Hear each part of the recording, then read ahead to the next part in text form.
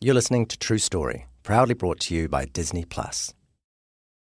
This episode does contain a few more sweary bits than usual, but not many in the scheme of things. Also, suicide and sexual offending are raised, though neither in graphic detail. We just wanted to give you a heads up. And if you need it, the helplines will be in the show notes for this episode. What did you say? You had no power? No electricity. I want you to meet someone. Yeah, it was cold breakfast, stovetop coffee on the gas stovetop. This is a colleague of ours. He's a bit... Yeah, well, I'm a little bit nervous, mate. Are you? Yeah, I am. But he shouldn't be.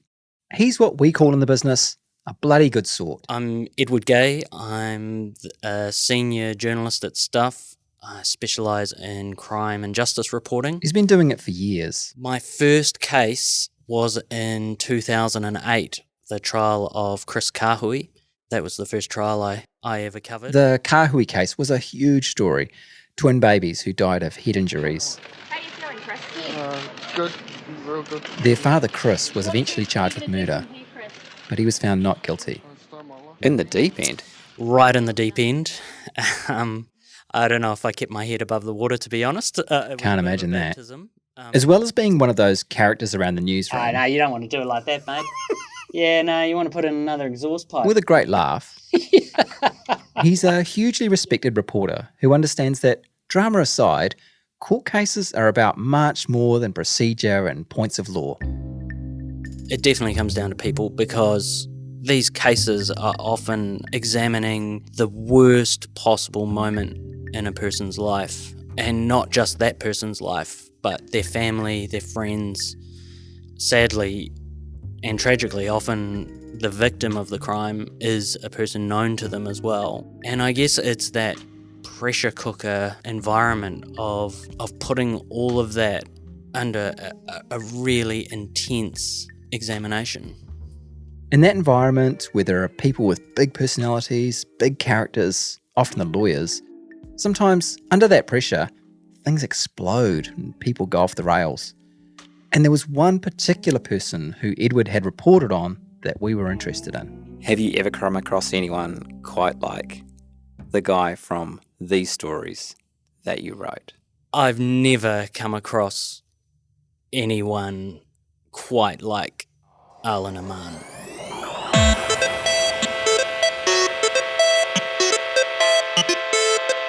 Tēnā koutou katoa, nau mai, hoki mai. Greetings and welcome back to True Story. Ko Eugene Bingham aho. And I'm Adam Dudding. Kia ora.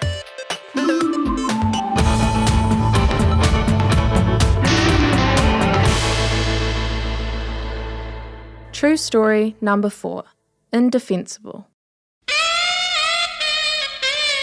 What is that? Are we auditioning a new theme tune or something?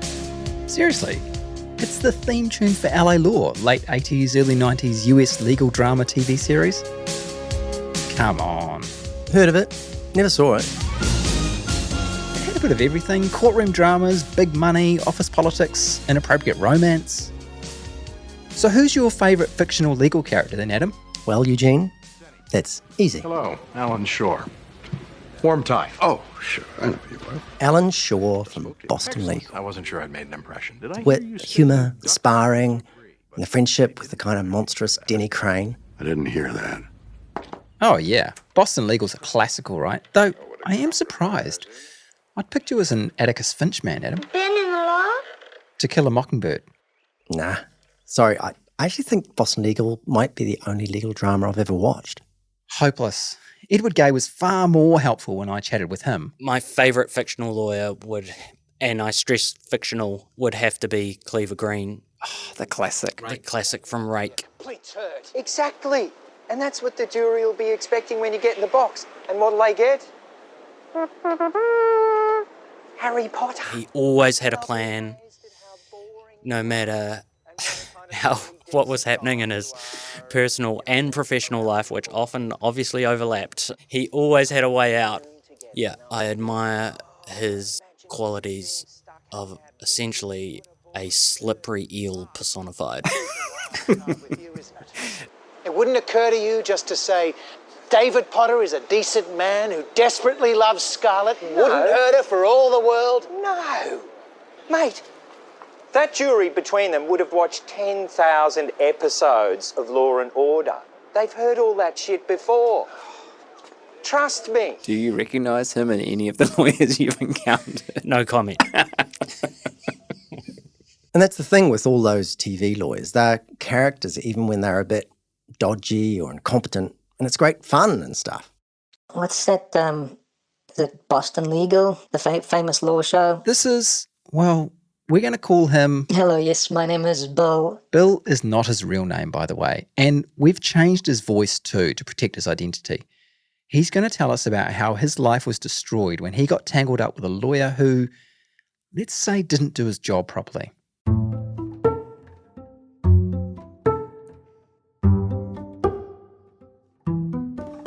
It all started out after what you might describe as an awkward situation. Yeah, miscommunication at best, I think. Around this time, Bill was doing a variety of work, including... Yeah, I did a lot of life modelling. Now, Bill was Life was normal, just a regular guy. happy person. Had never been in trouble with the law before. The most I ever had against my name was a parking ticket. So that's great. But looking back, Bill realises this meant when it came to the justice system, he was... Very naive, and in hindsight, yeah, it cost me big time. One day he gets asked if he can be a life model for an artist, a woman who wanted him to pose for a... Bronze sculpture, like a live sculpture work of me. And just to be clear... Yeah, it was a nude bronze sculpture. On the second session, Bill goes back to the art studio and things were going well. At least that's how Bill read the situation at the time. We'll let him tell the story of what happened next, according to him. I guess I thought she was interested in me. Yeah, we were getting along really well. Yeah, I sort of, it's almost like, got a bit turned on, and it's like a guy, trying to kiss a girl. I wasn't even I was a couple of meters away from her. And basically said, are you interested if I do this? And she said, yeah, if you have to. Yes, I touched my dick. And she didn't react. And she just said, okay, thanks for the session. We're done now. And I said, oh, okay. And I, got dressed and I left. And yeah, that was it. There was no real strange reaction from her. Like I said, I thought she was into me or liked me. I said goodbye and said see you next week because it was supposed to be 10 sessions. After this incident where Bill had got an erection, then touched himself and left, he was... Well, he said it was... Yeah, maybe slightly awkward. I think we sort of misunderstood or misheard each other. Had there been any mutual touching or him touching her or anything? Bill says no. There is, however, a bit more context from court documents. According to those, when Bill started to touch himself, he asked the sculptor if she minded. She says she replied, do you have to? Although Bill says he heard her say something slightly different, if you have to. The sculptor says Bill then asked her to assist him. He acknowledges he may have said something to that effect. The sculptor then told Bill it was not cool. He realised she was not comfortable with it and left the room. So, yeah, I think we can all agree this was not a cool situation. And clearly he made the sculptor uncomfortable. That's not in dispute. And none of what we're about to talk about is a reflection on her or her version of events. What this story is about is what happened in the aftermath. So, Bill leaves. It's awkward to say the least, but he's expecting to come back the next week for a third session. Then, 2 days after this incident, he gets a phone call at midnight. You know it's never going to be good when your phone rings at midnight. No, it isn't. It's the police, and they say they want to talk to him. We'd like you to come down to the station. Bill says... Okay, sure, no problem. Bill arranges to come in the next day. The next afternoon at 2 o'clock. Okay, so he's a bit worried, but he thinks, all right, I'll go in and sort this out. But then, a couple of hours later... Probably 2 a.m. in the morning. He's banging on my door, flashlights through the window. There's about 4 cops at his door. I was obviously a bit stunned. I was like, what the hell? What's going on? You gotta come with us. Get dressed. Bill's in shock. This is all a misunderstanding, surely. I'm having a bit of a panic attack. Down at the station, Bill thinks he can explain his side of the story, but it's not easy. I couldn't talk, literally couldn't talk properly. Dad asked me a question and I felt like I couldn't breathe. There's a discussion about Bill getting a lawyer, but according to him, the police say... There's really no point. You should just tell us what happened, because if you get a lawyer, then you just going to come back tomorrow with the lawyer and we're going to have to go through this whole thing again. So, there's no need. Just tell us. Again, I didn't know. By the way, don't try this at home, kids. Always get a lawyer. Yeah. Bill does his best to tell his side of the story without any legal assistance. Like 1 or 2 sentences stringed together. The police listen, leave the interview room to go to talk to their boss, then come back and say, okay, yeah, we decided we're going to charge you. Bill is charged and now has a new status in life, accused criminal. He has his fingerprints taken, his photo taken, he's given a date for when he has to appear in court, and he's sent home. Now, we can't overstate the stress Bill is under at this point. He'd initially been charged with indecent assault, though it was later scaled back to doing an indecent act. But at this point, he goes online, looks at other cases, and he's thinking, I'm going to jail. His world is crashing in on him. I think I Googled sexual assault, and I think it said something like, X amount of years in jail. I think at that point I literally thought about committing suicide. Actually, I was like, nah, I'd rather kill myself than go to jail because it's game over by that point anyways. Yeah, so that sort of level of stress was unreal. So, in this state, vulnerable to say the least, he Googles something else. Lawyer New Zealand, lawyer Auckland, something along those lines. There's one search result that's very prominent. It's at or near the top of the page for one particular lawyer. And on that lawyer's website... I think he mentioned that he's been successful with various cases. He's worked on high-profile cases. Everything looked very professional. We've had a look at what this website said back then. It's no longer up, by the way. But back then, the website had glowing recommendations from clients. And this lawyer was even claiming to be running, quote, the premier law practice in Auckland, end quote. And who is this lawyer coming out on top in the Google search? Yeah. Alan Armand. The guy our colleague Edward Gay talked about earlier. I've never come across anyone quite like Alan Armand. Now, let's be clear. When Bill engages Alan Armand to represent him, there's no indication that there's anything wrong. Not officially, anyway. Outwardly, he certainly looked the part. Suit, perfectly tailored. Bright white shirts. Perfectly slicked hair as well. I remember him as having these quite delicately gold-rimmed glasses. Nothing out of place. His manner in court was very measured. Yeah, spoke well, very confident. Competent.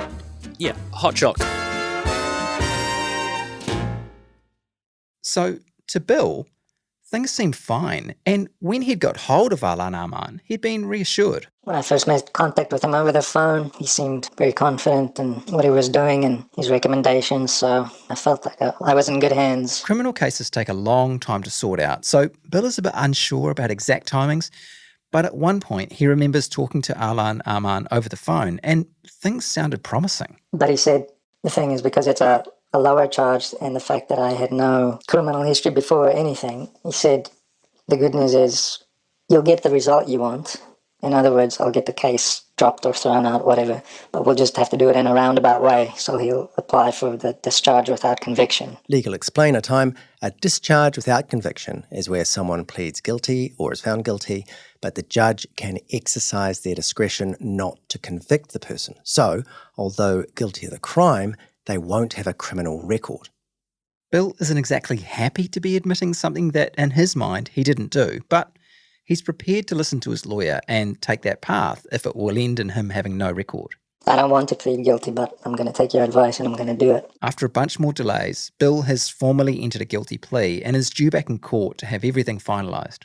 Well, actually, first up, a day or so before this, Bill says he gets a call from Alan Arman saying he owes him money. And he just called me and they had no mercy. Pay up, or... You're just going to have to face it on your own. Bill doesn't want to face it on his own, so he scrambles, borrows the money from a friend. The whole legal case ends up costing $8,000, by the way, and goes along to court expecting to finally have this mess cleared up. But it isn't cleared up. Almost as soon as the judge started speaking, like within 10 seconds, I was like, this is not what I was told. This isn't going according to plan. The judge is reading out what's called a summary of facts, a kind of official statement of what happened and of what Bill has formally admitted to. I was like in shock. I turned around and looked at Aaron and I was like, what's going on? This isn't what happened. Nothing of what I said was in there. And everything that I'm hearing for the first time. But it's too late to change anything. This is like a runaway train. And based on the information in the summary of facts, the judge says there's no way this is a discharge without conviction kind of situation. Bill is convicted of doing an indecent act. He has a criminal record. He's sentenced to 120 hours of community service, which he says wasn't the part that really upset him. It was the conviction. I could never travel, I could never apply for jobs because it's on your record. Obviously the financial damage of it at that point in time. Broken and battered and confused. But Bill isn't yet ready to concede defeat. He decides he needs to find another lawyer and mount one more fight. He takes the leap and he's shocked. His new lawyer explains to him just how badly he's been let down by Alan Arman. And he also learns he's not the only one who's been let down by Arman. That's coming up.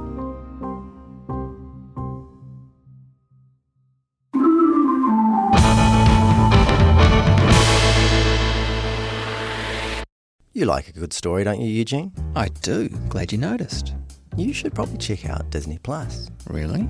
Star on Disney Plus has loads of stories. Thousands of hours of drama, suspense, humour and thrills for adults. Really?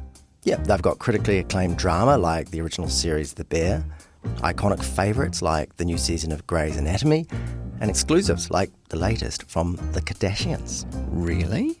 Yes, and with entertainment from Disney, Pixar, Marvel, Star Wars and National Geographic too, there's always something exciting to watch this summer. Really? True story. Join now at disneyplus.co.nz. That's disneyplus.co.nz.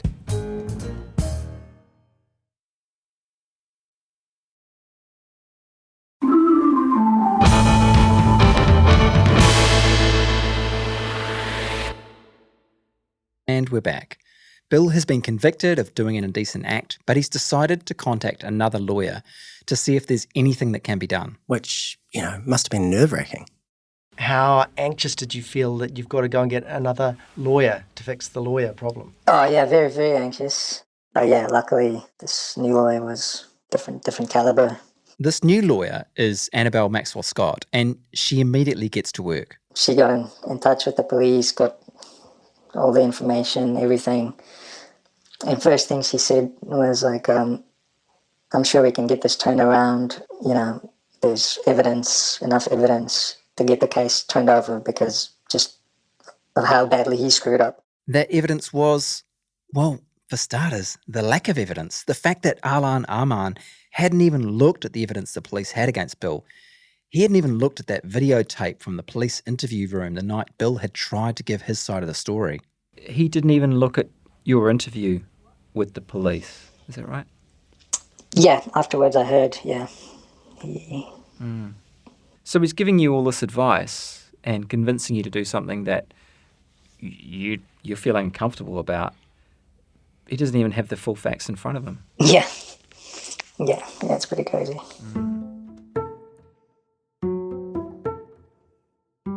With the full facts now in front of her, Bill's new lawyer, Annabelle, has to try to have the conviction overturned. Something that is not easy when your client has pleaded guilty. Annabelle took the case to the High Court.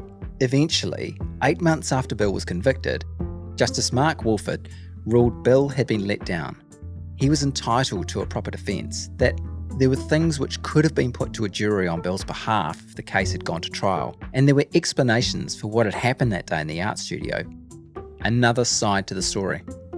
The conviction was overturned, the case was sent back to the district court, and the police decided not to go ahead with another case against Bill. He was free. Yeah, like being reborn. Yeah, like the start of a new life. Yeah, because again, I haven't been in prison, but mentally I was. So, for Bill, it was over. Kind of. You get the feeling the experience will never entirely leave him. By this time, our colleague Edward Gay had heard about other cases. There had been this one which got everyone in the Auckland legal fraternity talking. There was a judgment from District Court Judge David McNaughton, who, it's fair to say, slammed Alan Aman and his work. That McNaughton judgment was discussed widely amongst the profession. There was genuine concern amongst the criminal bar. This case involved a guy who was charged with sexual violation. On the day of the trial, Alan Aman had convinced his client to plead guilty, saying the judge who was sitting that day didn't like sex cases, so the outcome wouldn't be good for him if he tried to claim innocence. That case was later picked up by Shane Tate and Jonathan Hudson. They're lawyers, in case that wasn't clear. And they managed to overturn that guilty plea. Judge McNaughton ruled that Aman had hardly met his client, whom he charged $5,000, that he'd never been in possession of a physical file of the case, and that after 2 years of hold-ups, he'd given his client misleading advice and pressured him into pleading guilty. The matter went back to trial and he was acquitted.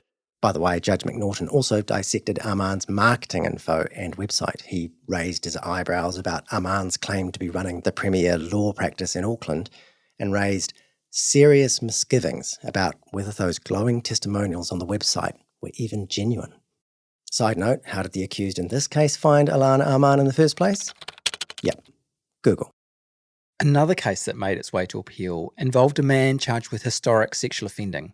Here's Edward. In that case, Alan Aman took it to trial, but in the end convinced the defendant not to give evidence in his own defence. Lawyer Fletcher Pilditch picked up that case and he took that to the Court of Appeal, where it was found that the advice that Alan Aman gave about choosing not to give evidence in his own defence essentially resulted in a miscarriage of justice. And again, that conviction was overturned, went back to the district court where no evidence was offered by the prosecution and the charges were dismissed. But he also was staring down the barrel of over 3 3-year sentence in prison. And in fact, he spent time in prison on remand, didn't he, while waiting appeal? Exactly, yeah. He was in prison for some 8 or 9 months whilst the appeal was making its way to the Court of Appeal. So somebody lost their liberty, one of his clients. Yeah, exactly, yeah. In prison due to Alan Aman's advice.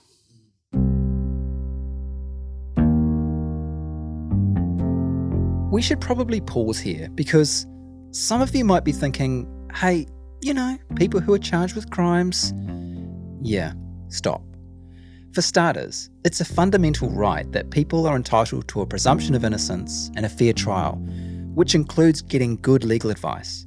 And Edward also points out it's not just about the people charged, the defendants. I realise we're perhaps fighting an unpopular fight here in that we're sticking up for the rights of defendants. But I think, it's important to also remember that these miscarriages of justice, they're not only affecting the defendant, because it's the victims of crime who have to relive giving evidence again in court when there's been a miscarriage of justice.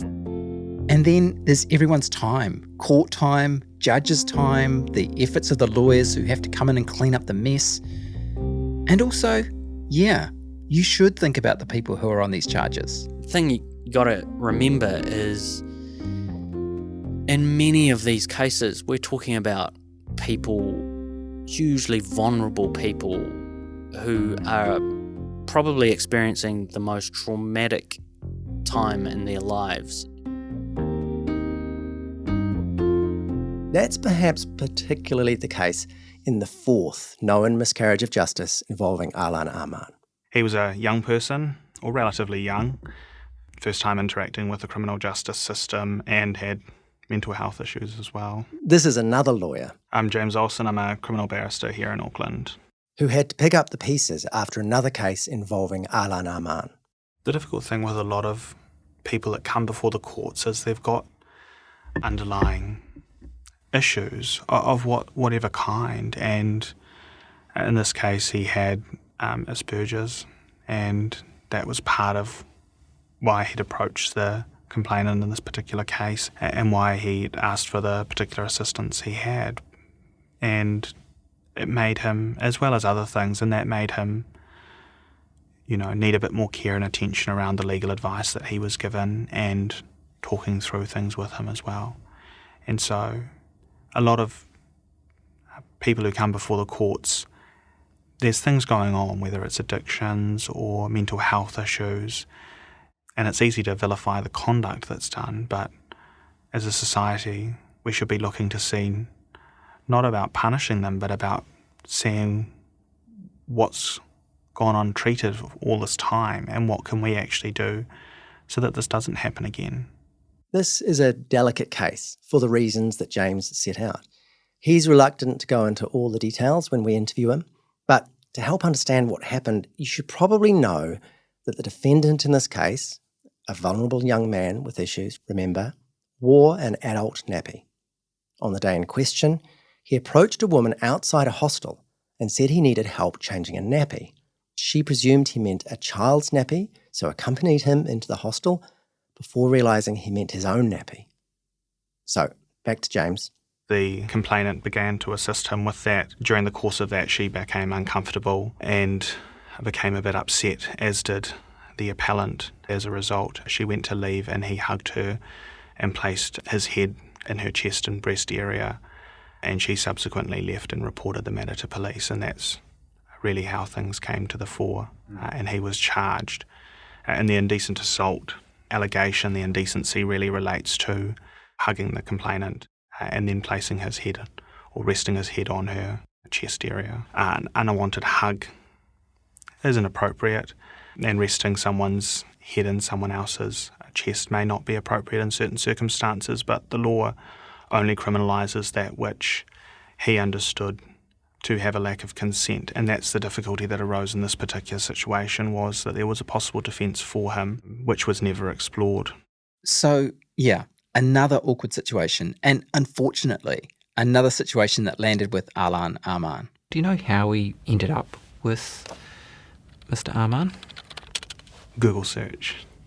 So he searched on Google and found Mr. Arman, and at that time he had been holding himself out on the website as being one of the best lawyers in the country. Later, James and another lawyer, John Munro, would learn that the young man was advised by Alan Arman to plead guilty.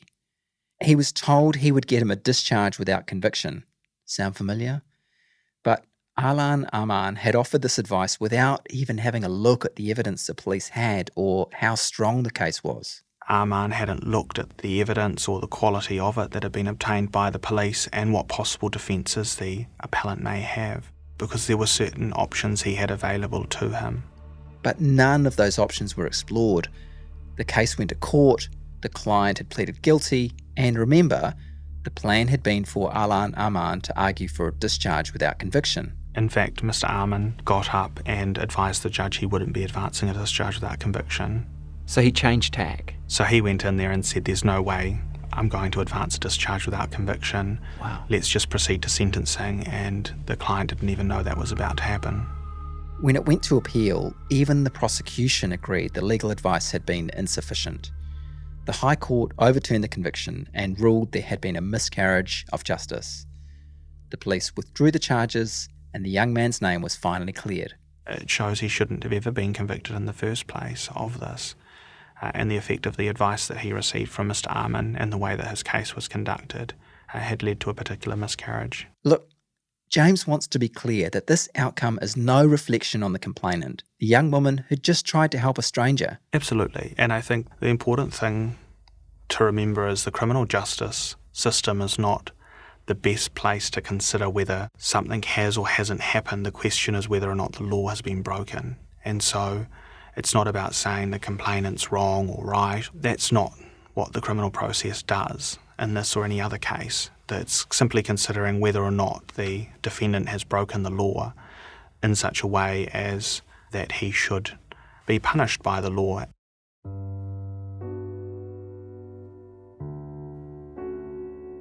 There are echoes here of the case involving Bill, the life model, a situation where it doesn't necessarily look good, and where the complainant deserves to be heard.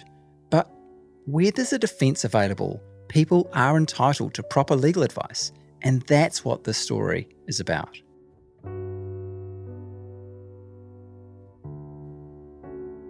So, 4 cases where the courts declared a miscarriage of justice had occurred because of the conduct of Alan Arman. No one we spoke to, or Edward spoke to, in the course of the reporting of this story knows of any situation like it, where there were so many cases screwed up in such a short space of time. This all happened within 2 years. In actual fact, plenty of people think there may be more, many more. One of those people is a lawyer who did work for Alan Arman early in her career.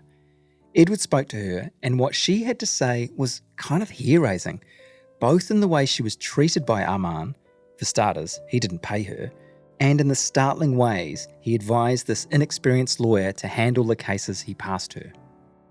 That lawyer told me about their sort of day-to-day operations, and sometimes that would involve turning up to court with no written submissions filed on behalf of their client. So they had a well-meaning person in their corner, but they had no real advocacy happening on their behalf. Essentially, that judge was receiving the advice from corrections and what the police or the Crown wanted, nothing from the defence. And that was happening, they talked about that happening on a daily basis. She said that it would be impossible to know how many miscarriages of justice there had been.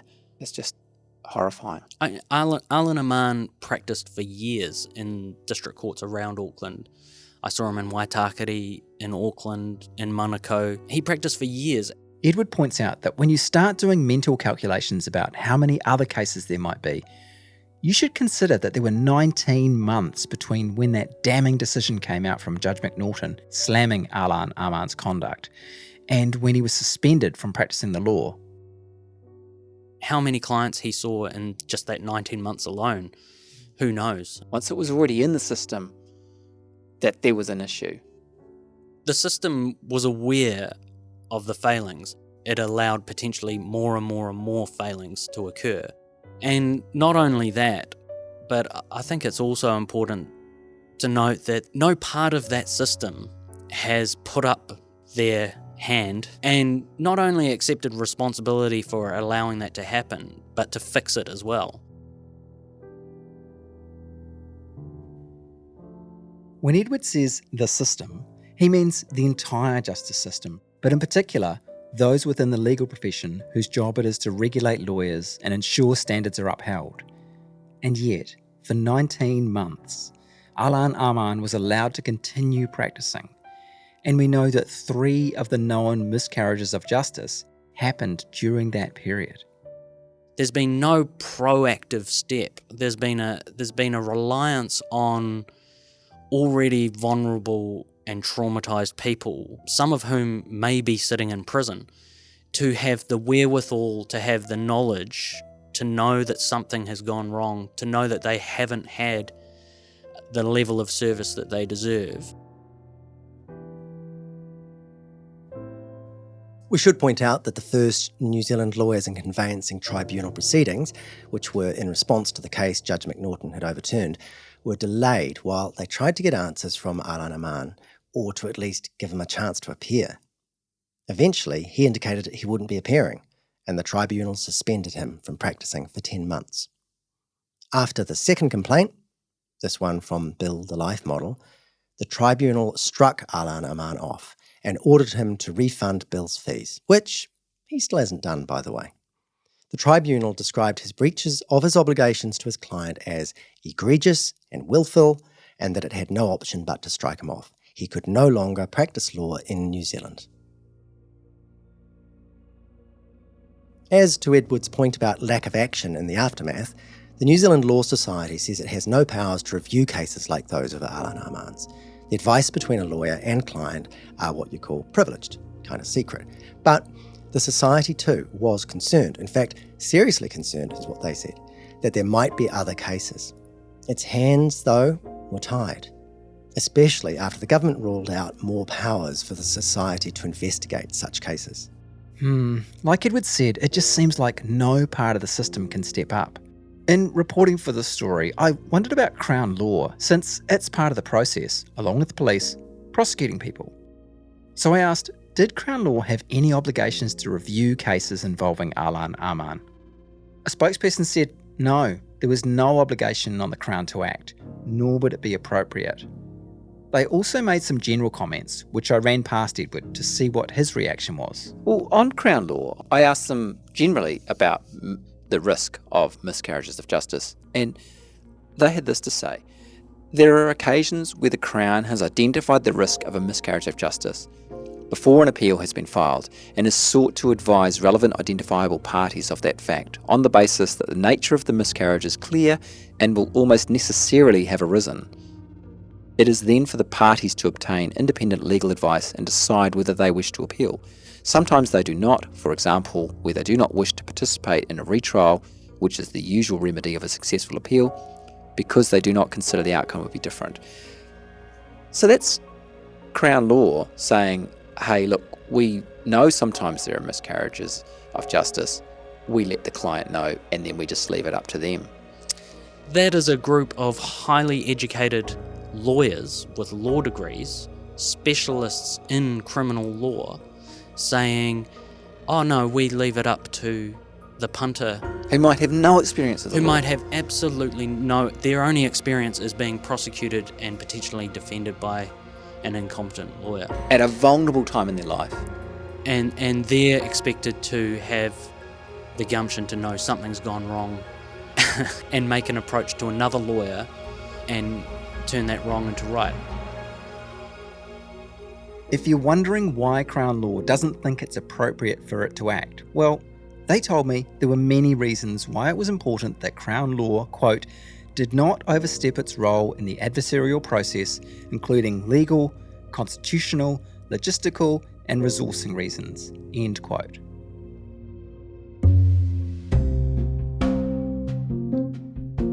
So it seems like you've chased down the kind of system end of this story, but I'm still interested in the human end of it, specifically what happened to Alan Armand. I mean, we know he was struck off. Early on in his reporting, Edward got an email response from him which said, quote, defending criminals required me to make personal compromises that I'm no longer prepared to make. In that sense, the legal community and I agree, I'm not a good fit with this profession, end quote. So he certainly accepted his fate, it seems. But where is he now? Yeah, I've been wondering myself. But hey, do you want to know what he sounds like? Sure. Well, you're in luck. This is from a 2012 RNZ interview where broadcaster Mary Wilson is questioning Alan Armand about one of his clients. Nothing to do with this story as such, just someone he happened to be defending who was in the news. She's on a domestic purposes benefit. She has no house, she has no savings, no money, and her reputation's in tatters. But she's able to afford a rental property on Queen's Parade in Devonport, which is quite expensive, isn't it? Well, I wouldn't be able to comment on that just because I don't know what the price is. But from my understanding, she's on a domestic purposes benefit, which she supplements with some teacher aid work. That's Alan Armand. Sounds like a regular guy, pretty plausible, pretty friendly. Yeah. Anyway, I did a bit of digging around, spoke to a bunch of people who knew him and found out a bit about him. How he had good grades when he studied at Auckland University Law School. He initially worked for one of the big firms as a litigation law clerk. Clerk. All right. He then practiced as a junior barrister in chambers with 2 senior lawyers before going out on his own into private practice in 2012. Obviously, I wanted to speak to him myself, so I tried a couple of numbers we had for him. Welcome to Spark. The number you've dialed is not currently allocated to a phone. No luck. Then I tried this one. We didn't recognise the number you dialed. Please check it and try again. We didn't recognise the number you dialed. Please check it and try again. That number's been disconnected. And then this one. Bingo? Morning, speaking. Oh, sorry. I thought this was a number for Alan. No, no. Damn. Someone else has that number now, not Alan. Sorry about that. Then I thought I'd try this guy.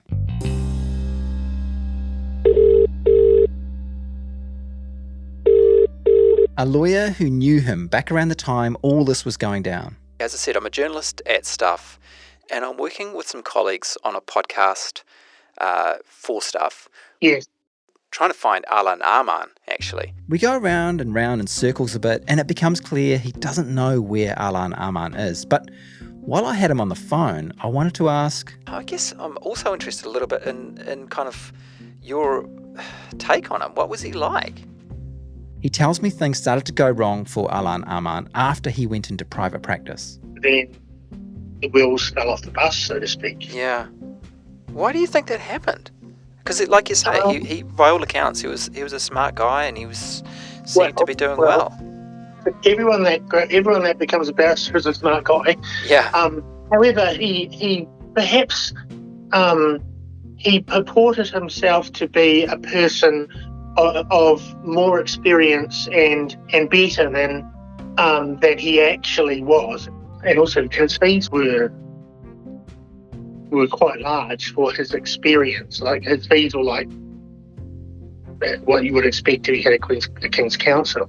Some other clients didn't have enough money to pay, so he just didn't do any work, and that got him into trouble as well. So he was an all right person, but perhaps he would have been better to have stayed a solicitor with more senior lawyers around him and be guided for a decade or so, and then go out on his own. Yeah. Interesting. Money, ego, usual suspects, huh? Yeah. So, did you figure out where he is now? Well, we know at one point he was in Bali, but other people say he was in Australia and working as a courier driver. Which all adds up to a slightly long-winded way of saying you failed. Yeah, soz. The closest I got was by proxy, really. Bill, the life model, at one point, before Alan Arman had gone overseas, well, Bill bumped into him at the gym one day. I think for him it was a kind of deer in the headlights thing. He definitely saw me, and at that point it was just like pretending I wasn't there. Zero eye contact. If I sort of looked at him and tried to make eye contact with him, he would just look past me and just kept talking to other people in the gym. He was acting. I could sort of tell it looked like a show. Bill says he wasn't tempted to go up and talk to his former lawyer. He felt like he wanted to leave things up to the new lawyer he'd engaged by that time for the appeal. Still, must have been nice to know he'd made Alan Arman squirm. Hell yeah. We should also say that Bill, remember that's not his real name, is getting on with life, and he's getting help with those mental health struggles he talked about. Look, this whole episode, by which I mean the Alan Arman case, not this episode of True Story, has not necessarily reflected very well on the legal profession. And, standing up for lawyers is about as good a vote winner as standing up for journalists. But I just wanted to say... You're not going to say some of my best friends are lawyers, are you? Or not all lawyers? No. Well, no. Look, kind of, just shut up, Adam. Stop interrupting. I'm trying to be nice. When we were talking to James Olsen, it kind of reminded me that for most criminal lawyers, this is not just a job. It's more than the 9 to 5. You're the mouthpiece for someone who's often going through quite a severely distressing time in their life. And it's those lawyers, especially the ones like James and the others who stepped up to clean up Alan Arman's mess, who, in a way, have to live with the consequences of what he did. It's unfortunate because it reflects poorly on my profession. It's let the profession down. And in fact, if you think about it, we've all been let down. It undermines public confidence in the rule of law, and public confidence in the administration of justice.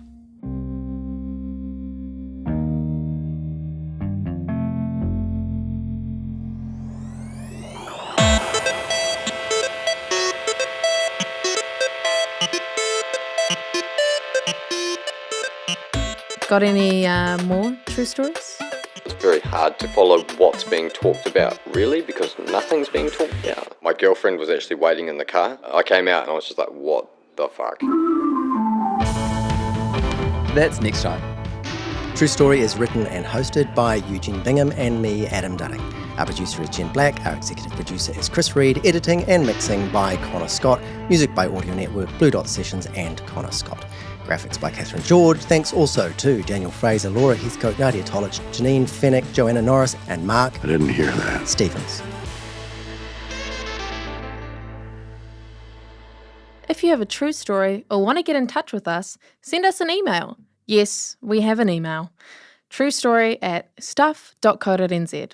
Mā te wā! You've been listening to True Story, proudly brought to you by Disney+.